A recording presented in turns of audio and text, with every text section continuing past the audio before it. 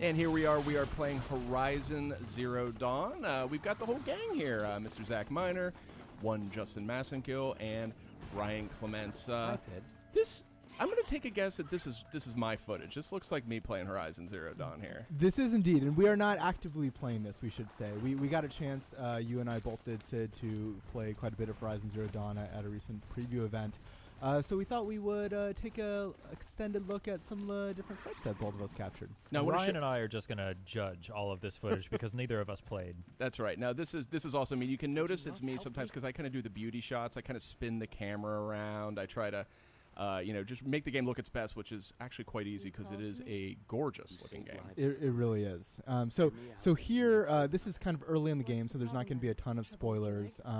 But I believe, Sid, you were just kind of running around and stumbled across this guy who was kind of yelling at you to come over and offering up a little side quest here. It's true. Yeah, I heard somebody shouting for help, and being the good Samaritan that I am and the quality citizen that I am, I wandered over. What a nice man you are. And I want to point out, Horizon Zero Dawn, I mean, this is from Guerrilla Games, the guys that brought us Killzone over the years, and this is something different. It's an open-world RPG, strong action emphasis. But one of the things that was so interesting playing it is, as you can see, these dialogue choices. Yeah. I mean, this is a proper RPG. It's Right. a proper open-world game with quests and items and crafting. We're going to be taking a closer look at all that here. But, so in this quest... Well, that quest is done now. No, this is it. Okay. In the interest of time, we've jumped ahead. That's totally fair. So I was. He asked me to find his daughter, who was trapped. So a fearsome fight. Is that his daughter? That's not his daughter. Something has gone horribly wrong with his daughter. So these are Watchers, and they just kind of did like a sort of a glare attack there that kind of. Oh, so the Watchers did that. The Watchers did that. Now I wanted to show off kind of an array of different attacks here. The melee in this game is actually fun. It's not something they've shown a ton of. It's not going to be mistaken for God of War, but it's very crunchy, very satisfying feel, as you can see there. I just kind of walloped those guys. That's the first time I've seen Alloy just like go for it with melee style combat. That's She great. is or a Aloy. Badass. Aloy. Yeah, Aloy. Thank you. Also, what was surprising to me, so you can see that you can kind of craft items here kind of mid-battle. Real-time crafting. Yeah, exactly. So if you need some new arrows or something like that. Bam! Look at that. Oh, Headshot. that feels so Is that a good. critical Right through the lens. spot? If you hit him in their Yes. glowing eyeball, is that a crit? I want to point out that every time that I drilled an arrow right down the eyeball of a Watcher, a chill went right up my spine. The game feels so good. It's got a really tight feel. The mechanics are really robust. This blast bomb thing, we'll get some footage with that, I think, a little later. This is the rope caster. Oh, okay. And this is the one you can use this to immobilize enemies. I was trying to... You're like, He's thrashing around there. Oh, here's the bomb. There we go. Boom. Do it again. Oh, careful. oh, You're a little careful, close. Sid. Careful. Hey, look, this thing's ornery. Look at that. Yeah. Kaboom. Get 'em. There we go. Well done. And there's different types of bombs that you can arm into that thing. Oh, here we go. Here's the object of our quest. Was she just like hanging out watching you kill those? She was things? up in the tree. Oh, okay. So that yellow rope there on the tree, we're still figuring out the controls here. The yellow rope on the tree means that you can like climb it and you can scale up that. The yellow is kind of an indicator that that's a climbable object. Cool. Here's another one I want to point out real quick. Something I was really praising the guys at Guerrilla, Herman and all the guys were there. Look at the facial animations. Yeah, it's Some gorgeous. of the best facial animation tech I've ever seen. And I actually didn't realize they put so much work into it. Yeah, it's astounding. I talked to the gang at Guerrilla a little bit, kind of just about the visual fidelity. And one of the things I didn't think about when I was considering this, because I look at Horizon, I'm just like, oh, it's Guerrilla. Like, of course this is going to be an incredibly looking game. Yeah. Is that this is on a scale that's kind of unlike anything they've done before, right? Oh, absolutely. To produce the incredible kind of visual quality of Killzone, you're making kind of a relatively linear shooter. Here, you're completely open. So What is this? now we're jumping over to my footage for somewhat of a different tactic to approach combat scenarios. So we're using Aloy's focus here. And so that allows you to scan and tag enemies. You can see that there's a little kind of little Oh, yeah, on-screen yeah, yeah. indicator over where that enemy is, and there's some yellow highlights there. So the yellow highlights are vulnerabilities. And let's see, do I go back up there? This is already so different. So you can see the from the way blaze Sid canister just- is a weakness, right? Perhaps this is like the personality test of Sid and I. So what do you think happens if I shoot the blaze canisters with my fire arrows? I have no idea. Oh. Go- Bam! That is satisfying. So you Did keep getting these little point values. Are those like experience points or something Damage like that? points. damage. So those was damage popping off them, but on the side of the screen, yes, those are experience points that you Well, get. because like I saw a thing popped up that said like canister explosion kill or something like that, and it said plus 50. So Oh, you do get more experience. You're right. Yes. There's like little Oh, okay, events. okay. So if you kill by fire, if you kill by defeat, I guess I should say it is a teen-rated game. You're not, and they are robots. They're not really alive, I guess, in the traditional sense. right. But they machines. They you sort of like if you use unusual methods to take them out, you kind of get rewarded Cool. for that. And you'll see that here too. So you'll see that this enemy is kind of alerted, and I've used my lure ability, kind of like a whistle to hide in the grass. what's over there? And What was that noise? come to me. Kablammo, There you go. So see kaboom. plus 25 stealth kill. Hit 'em. For hiding in the grass. So there's a stealth meter. You see that little eyeball at the top of the screen. So that kind of tells you the amount of noise you're making, kind of how visible you are. And Sid, I don't know if you know this, there is a crouch button in this game. I did hear that. I did use it, but That focus effect looks so cool. By It's the way. really fun, especially when you're kind of like stumbling across new enemies, or if you're trying to track a herd. Because as you saw, like I just had too much fun blowing these Oh, guys yeah, up. There so we go. What's going on, buddy? Oh, look at that. Oh, double no, kill. it started the other one on fire. are they too. gonna go up too? Oh, There you go. So So the- no, we're getting away. Oh no, not Well, fast enough. did I get it? No, those are like herbivorous type machines. Yeah, that's the technical term. They're not necessarily. They're not like the most fearsome machines. They're kind of more akin to a deer. Oh my Oh, goodness! now there we go. Hello. You got to keep your head on a swivel in Horizon Zero Dawn. Let's So look at the loot here, by the way. Those metal shards are a form of currency. Use them also to craft arrows. The bow and arrow mechanics in this game, second to none. But there's a lot of loot and a lot of crafting and a lot of things you can buy and sell. I really liked all that. absolutely, kind of going into there you go, trophy earned. Nice job. Thanks, Sid. Kind of going along with the conversation. Oh, this is me. Options. This has to be me, right? I think this is me actually. Oh, okay. I think we're staying with me. Going with along with the conversation options are a ton of kind of the RPG staples yeah. that you would imagine. Tons of Season loot, gathering. tons of components. Gathering here, you're kind of picking up materials that you can craft arrows with, or little health pouches. Are these the items that we see on the D-pad on the bottom left there? Some of them, See like a health potion, it looks like.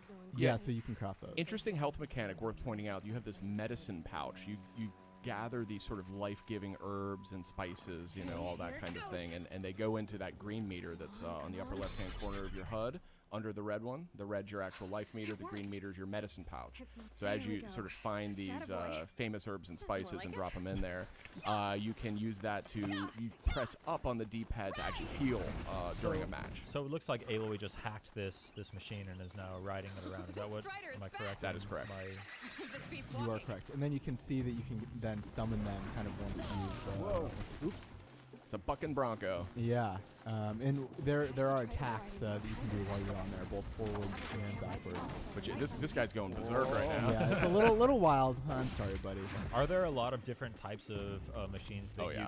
you can mount and ride Oh, around? in terms of, I only know of this one, the Grazer, or Strider, actually. I think it's called Strider. Yeah, but there are others. There are So tons of machines. let's take a look into some of the menus here. So obviously you have a bunch of different weapons types, and then they have modification slots. You can get different weapons. That's a good looking UI too. Oh, yeah, it's slick. Yep. I want this game. Now, I want to point out this game. Oh, photo mode. I saw photo. Yeah, mode. there's a There's photo a photo mode. mode. There's also custom UI I like that a lot. options. I recommend the dynamic option. Yeah. I did want to point out we are playing this on the standard PS4. It is a mighty fine looking game, but this game is a centerpiece for PS4 Pro, and we did get a quick peek at the latest near final version of the game running on a luxurious 75-inch Sony 4K TV, my and goodness. it looks it's wild what that game looks like in 4K. Absolutely. But yeah, I mean, obviously 1080 standard PS4 standard footage is also just mind blowing, right? I It mean, looks great. I really don't know what kind of magic they're playing with over there in Amsterdam. You know, Guerrilla, known for their technical prowess, known for lots of things, but there's no question that is a particular unique strength of theirs, and they're showing it all off here. Also noticed, reasonably snappy load times, just a great overall experience from the technical perspective. Well, and I would actually say no load times. Now, there, if you're fast traveling, there will be a load. If you dive, then there is a load. But it's seamless between areas. Seamless running across the world. That's correct. Going in and out of dungeons or ruins. No load times. I should have clarified that. It was when I fast traveled, but it wasn't that bad. I want to call this out too. Sometimes the fear with an open world game is that you're going to get like big areas that are completely flat and kind of just like open. Whereas here it looks like you got a very rich tapestry of different elevations, different cover types, different like traversal methods. I mean, it seems like it's very robusto. Very colorful too. There's a whole lot going on. Very dense foliage. Yeah. And all that. Density, I think, is kind of one of the key things for me. This is not a game where you're just sort of running across open plains for hours on end. I mean, there's a lot going on. And here we get a look at the skill tree as well. Yeah, absolutely. So I guess there's kind of 3 main groups that they've organized them in, but you can, invest in whichever ones you want. I tended to go for more of the prowler abilities that would let you just kind of like hide in the grass and then take people down or take machines down with one shot. I can guess I'm which guessing tree which Sid went down. Yeah. Sid very brave. I went all in on forager. Oh, I really? wanted all those herbs and I'm sure. spices in my No, little that- pouch. yeah. The non-lethal playthrough. That's right, I'm just going to cook and make potions. No, I mean, I really love the brave skill tree. You see these double shot, triple shot. You can make it so you fire like multiple arrows per shot, and I never quite got there. Oh, here, this is good too. This is a merchant. Let's touch on this a little bit. Or no, this is just my equipment that I've got. This is my. No, this is your merchant. You're buying and selling various goods here. Yeah. So different armor with different sort of emphasis. I just didn't expect any of this in this game, to be totally And it all honest looks with you. completely different. Yeah. No, it's great. So it's not just like you're not just buying stat upgrades. Right. You're buying like completely new sets of armor that change the way Aloy looks too. And plays. Some of these are highly stealth centric. Others are all about sort of damage output, things like that. You can slot upgrade items into them to kind of further boost them. Here we're looking at some of the crafting components. These are just sort of items you use to create things. Like you'll want those metal vessels if you want to create more of the bombs for the slingshot. You got a bunch of different types of ammo, shock arrows, all kinds of good stuff. And of course, you can craft kind of larger packs and larger quivers to carry more of particular types of items. I definitely hit a point when I was playing yesterday where I'm just like, now if I just explore this area a little bit, then I can start to build out my character in this way. And then it was like, Zach, we only have a half an hour. Yeah, until we have to leave. we have to catch a flight right now. I feel a little bit of Far Cry 3 in here. Little between, bit, like, little the bit, yeah, crafting and stuff. And that game I just became hopelessly addicted to. You're spot on. Like you can upgrade your sort of your weapon bandolier, if you will, sort of the pouch that you hold your arrows in by hunting for animals and getting their fatty meat or their rich meat or their bony meat, different types of meat, and you use them to do different things Look at with that water. The dynamic weather system in this game is really astounding. So I think we're going to take a couple different kind of looks at some of the weather you encounter here, but. It really, obviously we have a couple different types of rain, but depending on what part of the world you're in, it really can take on a really different feel. Here, this is just wind, and you kind of see how Aloy is reacting to it.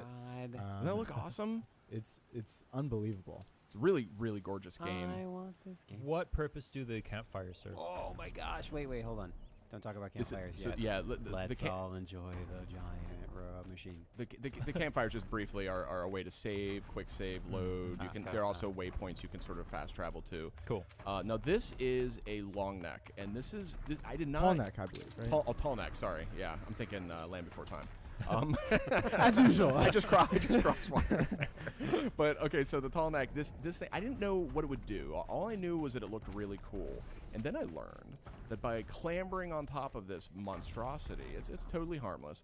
Don't call it a monstrosity. That's beautiful. rude. I meant it from the size perspective. This And maybe elegant colossal, maybe. this colossus. By Yeah. getting on top of this colossus, you can sort of take it over. You can hack it, kind of the way you did for that other creature, and it basically opens up some of the fog of war, if you may, that covers the map. So it's sort of like a recon item in a way, but it's a bit of a challenge to get on top of this thing. You can see me scurrying all about here, trying to get on top of a building just as it passes by. But such a cool-looking creature. And so distinctive, I think, to the game. Just again, it has a really iconic look. It and does. One that already is echoed in a lot of the trailers and screenshots that we've seen for Horizon so far. Here- You were here like, we go. could this be it? Could this be your? What if it just like turns around? Turns around and vomits fire on me. No, these things are totally harmless from what I've seen. They're not to be killed. They're meant to be They're herbivores. meant to be pacified. Now to climb up to its Yeah, I don't know Yeah, what that- I don't know what they eat, these machines. I haven't seen that so far. Or Let's like give motor oil. another let's give another shout out to the character animators on this Oh, game. yeah. because Big time. Aloy's jumping animations and hanging animations Yeah. are ridiculous. Look, she's making even me look like I know what I'm doing right Yeah, now. exactly. I look elegant and composed. I while love how anything she but- even like she's kind of yeah, trying to center swerving her around, balance. trying yeah. to stay. Yeah, this is unreal. Isn't this Unreal. crazy, though? Oh, I mean, gosh. clearly, I feel like objectively one of the best looking PS4 games out there. Oh, clearly. there's no question. And wait till you see it on Pro. I'm telling you, it'll melt your face. Generally said, I do take some issue with your use of objective. Not here. Not here, sir. Wow. Oh, and there you Look go. at that. There you go. Get a little close encounters of the third kind going on here. Look at that. Rappel down. Rappel down. And get ready for an awesome animation. Oh Oh my gosh, you kidding me with Yeah. That's so cool. Yeah, I know. Man. Now, did you? Okay, good. I was about to say, did you kill it? Oh, good. No, it's he's still safe walking. and No, safe and yeah. secure. All right, good. He's a Poor buddy Ryan. now. Just playing for the good guys now. That's Yeah. right.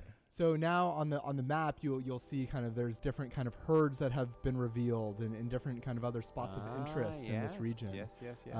And speaking of the open world, worth noting that kind of once you finish the first few quests, it's not really a gated open world, and so Mhm. you can really stumble into some let's call them pickles situations. Here's one where I got a little too big for my britches. Use my focus there to scan and tag this enemy, and you can see you can also track their kind of patrol routes. So these are corrupted enemies. and Oh, these yeah, are these are tough. these are even more fierce than the regular enemies. So I thought I could maybe try and pick them off one by one. Let's see how that works out for me. I cannot wait to see. I'm going to say that it works out perfectly. No, for you. these corrupted enemies, they factor into the storyline. Oh, nice use of the tripwire there. Thank you, sir. Now I The can stun. Oh, finish yeah, them see- off. Yeah, you have a very different play style than I do. I would have been flailing at him and going on. Worked That well. You're getting into a very, Here's the flailing. You're getting into a tight situation here. This isn't Oh, good. oh, No, Aloy, no. So those corrupted machines, as She's part of the sleeping. it's part of So here's your take on the corrupted machines, by the way. Okay, yeah, this was a fearsome one too. The corrupted machines factor into the storyline, and there's basically some sort of mysterious corruption, for lack of a better term, that is making these machines that sort of live in a certain degree of harmony with the surviving humans, making them act unusual. And so actually it was very interesting, again, sort of the world that Guerrilla's built here, going back to town when these corrupted creatures are running about some of these zones. The tribal members were very upset. They were very upset by the fact that these machines seem to be taken over by some sort of hostile force. So we don't really know much about what's causing it, but clearly a significant element of the storyline. Curious to see where it goes. Right, and so these enemies kind of, I think as you mentioned, Sid, these ones are usually not hostile. Right. But because they have this corruption, obviously they want to take you out. And some of them act differently. The Watchers, you can see I just healed out of my medicine bag there. The Watcher, yeah, this was maybe not the most wise thing to do. Oh, I got him. The Watcher, some of them act quite differently too, like, or have different attacks. So it's kind of like a different enemy in some ways. Sid, I like how at the beginning of this fight you had a clear plan for that first enemy And with then the I just- tripwire, and then the two others walk around the rock, and you're like, I don't know, I only thought about the first one. So is this a situation where you would say, okay, well these guys are too strong for me. Let me go level up some more, unlock some more skills, or do you Exactly. Is there a traditional level up system, or is it purely unlocking skills? And There is, skill tree? absolutely leveling. Oh yeah, yeah? 100%, 100%, and that is a factor. I did go back to that area and take him out right after what you saw there, but I do want to point this out. Yeah, take Sure us you home did. here, Sid. This is the Sawtooth, and it actually looks like a smaller one. There's a much bigger one I fought earlier that took everything I had to take down. These guys are and okay, this is a bandit. This is a totally emergent battle that's happening between a group of bandits. You can kind of vaguely see them through all the fire and debris here. They got into a fight with the sawtooth, and I kind of stumbled upon it. So these are footage is almost up. That's right. These fire arrows definitely took him out, but it was not easy. Just say the game looks great, and you can't wait. I believe. Look at that. That's right. Looks incredible. Horizon Zero Dawn coming out February 28th? That's right. February 28th. Exclusive to PS4, of course. Absolutely. Sid, any final thoughts? I did want to point out, I've mentioned, if you listen to PlayStation Blogcast, I'm not always the biggest fan, or it's not the easiest sell for me, an open world game. It's big time commitment. Sometimes it's just this game actually is like right up my alley though, and I think so much of it has to do with the universe is obviously awesome, but it's actually the combat mechanics. They're so crunchy, it's so satisfying. It isn't sort of like fluffy or floaty feeling. It's meaty, it's like substantial. If this was a just standard sort of third-person action game, I would totally play this game, but the fact that it's also got all this this giant universe around it, so this one really grabbed me, more than even I expected. Yeah, and it's amazing that obviously it comes from a studio whose heritage is in a completely different genre, and yet all those mechanics that we just showed off felt so natural and so rewarding. 100%. Yeah, I wanted to mention that this game feels super inspired. It's really cool to see what Guerrilla can do when they can break out and try something new. Absolutely, and I would just say, somebody who's worked here for a while and seen all the games we've put out, I think this is one of the more ambitious games I've seen PlayStation sort of work on with its internal worldwide studios. So kudos to Guerrilla Games, kudos to you, Zach, for very responsible and smart play style. And it's its own reward. That's right. Thanks everybody for listening. Horizon Zero Dawn out February 28th on PS4. PlayStation